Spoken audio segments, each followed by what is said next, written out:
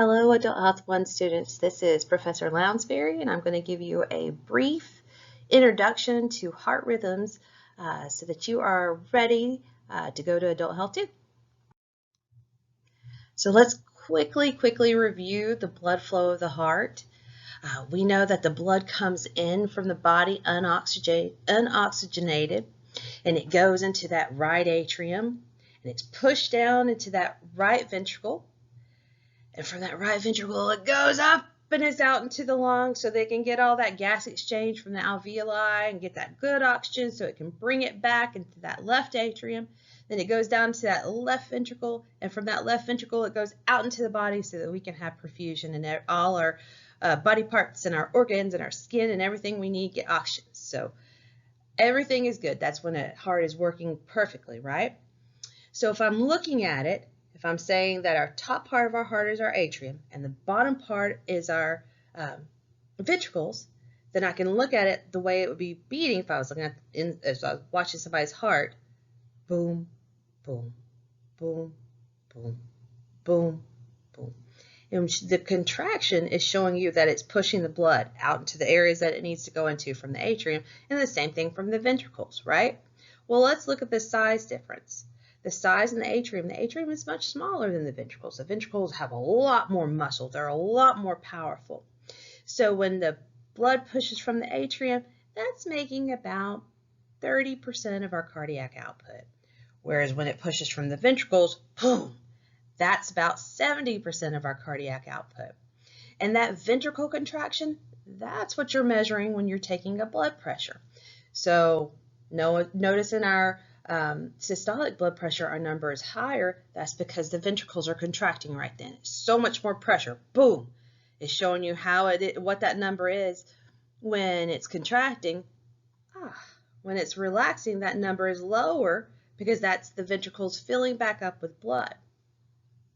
So that's the plumbing part of the heart. But we also have an electric side of our heart. If you think about how does our muscles contract, well, they contract from electricity. They get a stimulus, right? You get a stimulus in your muscle, you twitch. Well, that's how our body works. Our central nervous system, our brain, and our heart work by getting these stimuluses. And how do we produce electricity in our body? That's because we use our electrolytes. We take in electrolytes and we're using the electrolytes. So let's look at some of those electrolytes. Our calcium, our sodium, our potassium, our magnesium, how that can affect it. So if you look at this little diagram right here, you're going to see that there's several pacemakers of this heart, right? And the main one is called the SA node. So the SA node is in the top of the heart in the atrium. And when it fires off, it contracts the atrium part. Boom, right? Because we said once it touches it, whoop, your muscle contracts. So your atrium's contracting. If you look to the right of that heart diagram, you're going to see a little bit of an EKG right there. That's just one little rhythm right there. In that rhythm, it's showing you the movement of that electricity and how it correlates to our heart's contraction. Okay, so the atrium contracting, it's a smaller contraction, so it's a smaller wave on the EKG. So this movement is called a P wave on the EKG. It's that first segment right there, P wave. Well, then the electricity starts moving through our other conduction systems or other little pacemakers down through there. It goes through the AV node, the bundle of His, the right and left bundle branch to contract the ventricles. Boom. And we see that's a different looking little blip there, right? That's because from left to right on the EKG, we're measuring time. So how many heartbeats am I having per minute? How many bits of that heartbeat are happening? Are they happening with the rest of the heartbeat? It's just a measure of time and helps us decide what kind of rhythm a patient is in. And the up and down part, that's amplitude, showing us how good or how not good, or how maybe there's a problem with the electricity. So here we're having our P wave, so we're having our contraction. You see there's a little pause as electricity is moving and our atrium's starting to relax. And then we have the QRS, the ventricles are contracting. And then they need to pause and refill and relax, and that's what we have our ST segment and our QT interval. Our QT interval is showing that contraction and that relaxation of the ventricles, which are really, really important. Remember, they have to contract. That's 70% of our cardiac output, and they need to relax so that they have time to refill. That's why if you have tachycardia, where our heart is going faster than 100, right? If it's going too fast and it's not giving itself enough time in that pause period to relax, it's not getting full all the way. If your ventricles aren't getting full all the way, well, then you're not having as much cardiac output, so you're having reduced cardiac output, which would manifest in a lower blood pressure and less perfusion. So it's really important to see the correlation between the electrical system of the heart and the plumbing system of the heart. And the reason that we do EKGs in the hospital is so that we can monitor when we have heart monitors. That's what we see patients wearing in the hospital beds. That's showing us if something maybe is starting to go abnormal.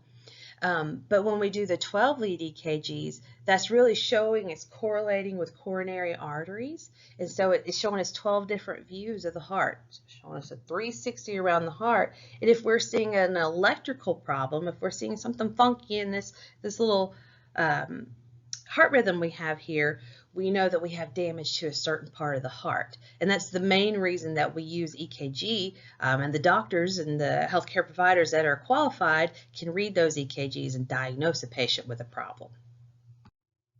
So here's another picture of that EKG, just so you can look at it. That P wave, again, that's this contraction, the atrial contraction, the PR segment where it's starting to relax and electricity is moving on through the heart, the QRS, where it's the ventricles are contracting, and then we have the ST segment where we're having, it's called polarization. We have depolarization and repolarization, which you'll get into a little later. That's a little too advanced right now, but eventually you're going to hear about it. So just start thinking about those terms, repolarization, depolarization.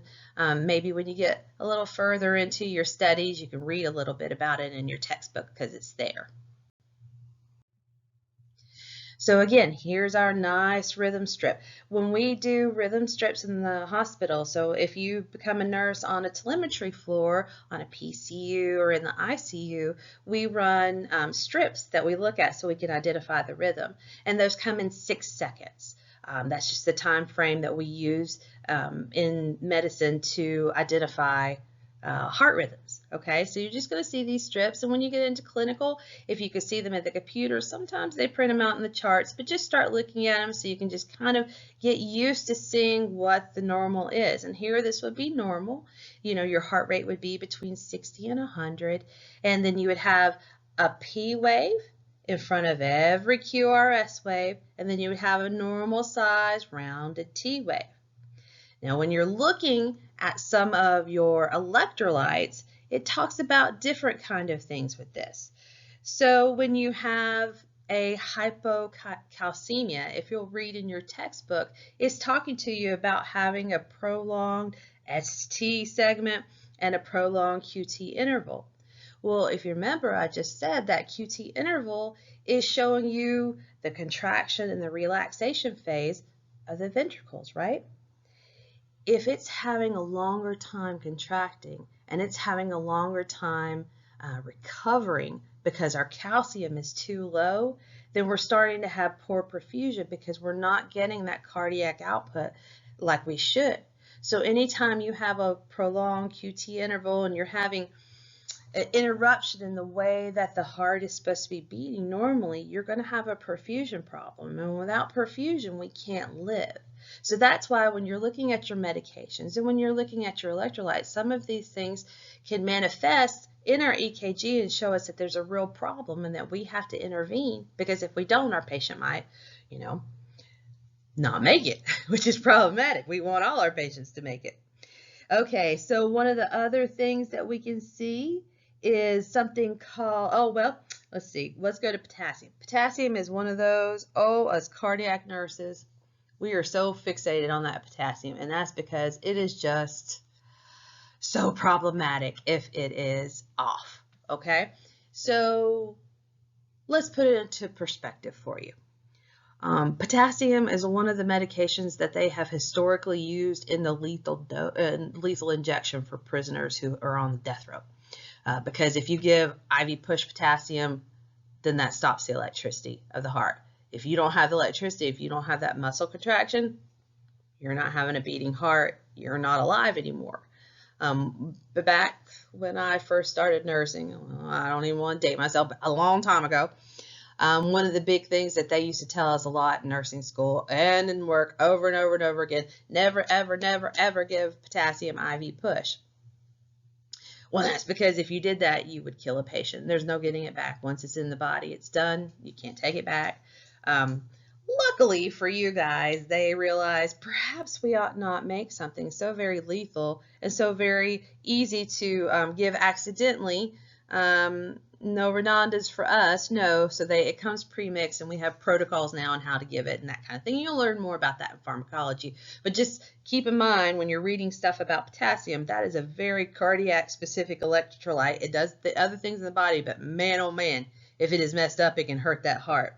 So, like I said, lethal a rhythm it can have. It can have what we call tall and peaked T waves. So that T wave, that we see the P wave, the QRS, and then that little T wave right there. So if it looks more like a triangle peak, that's called a peak T wave. It can be too tall. It's just really showing us that something's up with the electricity of our heart, and it's starting to interfere with that polarization and repolarization, depolarization of the heart. It can also cause us to have that prolonged QT interval and a widened QRS. So that QRS segment, that after our P wave we have that QRS segment, it gets wider and wider. That means we're having trouble with the contraction. Okay, we don't want that. We want it to contract like it's supposed to. So we're going to pay attention to that EKG rhythm and that every bit of it to make sure that everything's measuring out. We measure things out. You don't have to worry about measuring it out right now, but just I want you to know when you're reading this kind of thing what that means.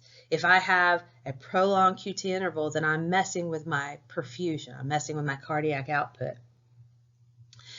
Okay, another thing that can happen, especially with magnesium. Now, why do I say potassium and magnesium are best friends? Because they are. So sometimes if you have a low potassium level in the hospital, we have these protocols, especially for cardiac patients, especially ones that are on monitors. We put them on a potassium protocol in case we start seeing something like this on EKG, then we can start checking their potassium, and that's our physician's order. Standing order means that we already have a physician's order and we can go ahead and act on it, and we have the medications to replace that potassium if we need to. But a lot of times I could spend all day long replacing that potassium, and it doesn't matter because I didn't check my magnesium level, because the magnesium and the potassium, they like to go together, and if I have chronically low magnesium, it's going to drag my potassium down. And I'm going to have a very hard time getting my potassium up to a normal level if I don't fix the magnesium as well. But if I'm having those low magnesium, we can have this condition called AFib. It's atrial fibrillation. The fibrillation, if you think in your brain, it just means something's very irritated and it's quivering. If you think about, oh, I've been so mad, I just shake. That's kind of what it's like. Your part of your heart's getting really it's just so mad, it's just shaking, okay? So your atrium, the top part of your heart, instead of doing that lovely beating like it's supposed to, it just kind of quivers. Quivers, quivers, quivers, quivers, quivers.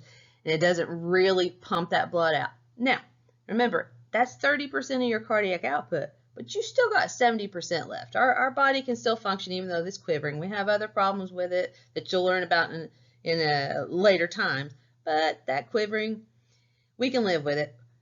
However, it is showing us if the top part of the heart starts to get irritated, it's not long before the bottom, well, I shouldn't say it's not long.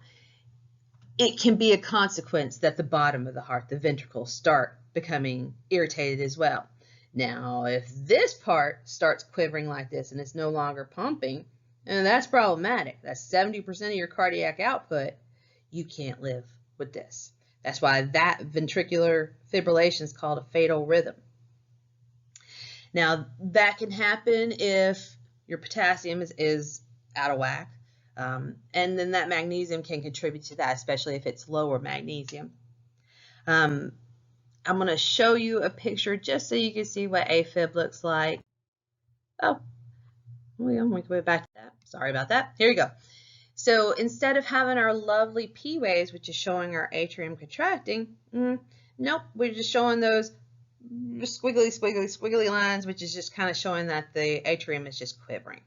So if you see that in clinical, maybe you can identify it. Just start looking at your EKG rhythms and start paying attention, and maybe you can look at that. And if you see somebody that's having maybe this atrial fibrillation, go look at their electrolytes. Go in their chart and look at their electrolytes and see what's going on. And maybe there's other reasons that can cause it, but you never know. Maybe somebody needs to check their potassium or their potassium magnesium level.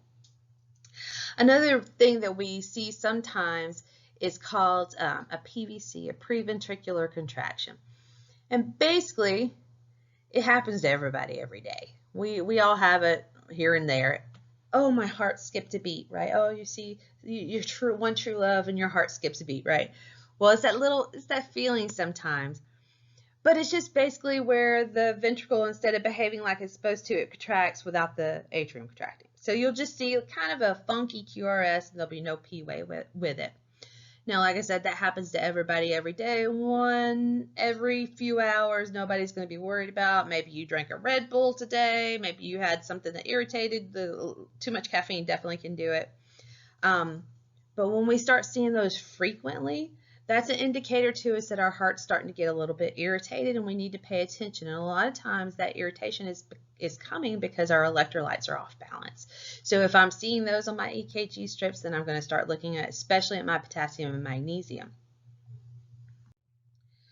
Now I talked to you a little bit about that ventricular fibrillation. That's this quivering. That's what it looks like on the sinus strip or the rhythm strip, just because nothing's happening. We're not having the P, the QRS, no, we're just having that quivering, and it's just showing up like this. And that would be somebody that they would be calling a code for.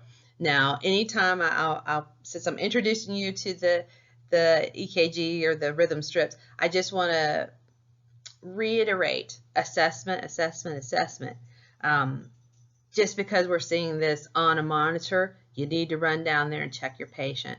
I had a patient now back in the day, before the EKG, the tele leads were great, and sometimes he would go on his tele lead because he knew it showed up looking like this on the monitor and he wanted attention. And so we would run down there with a code card, and he'd just be sitting there because he wanted a turkey sandwich.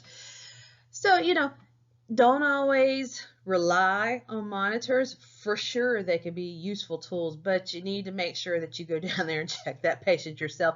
Please don't start ACLS or start CPR or start, heaven help us, shocking somebody if they're sitting up and talking to you and they have a heartbeat. Make sure it's not your monitor acting up. And then the last one I'm just going to show you is asystole. That just means a complete absence of electricity. So something has happened in the heart and is not beating at all. This is one of those rhythms that we would just do CPR and medications on. There's no point in electrical shocking, because shocking a heart, like when it's in the fibrillation, is basically like when you turn your phone off because it's acting up and you turn it back on. There's nothing to turn off and turn on to reset it. It's already off. So we do CPR on these people. This is what can happen if your potassium is too high. It just stops the electricity completely. So this would be what you would see. So my advice to you, just go through, start becoming familiar with it.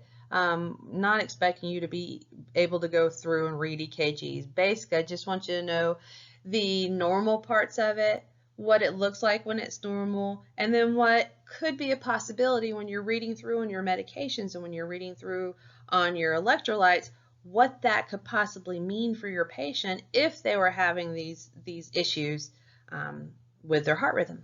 Okay? And we'll see you in class. Bye.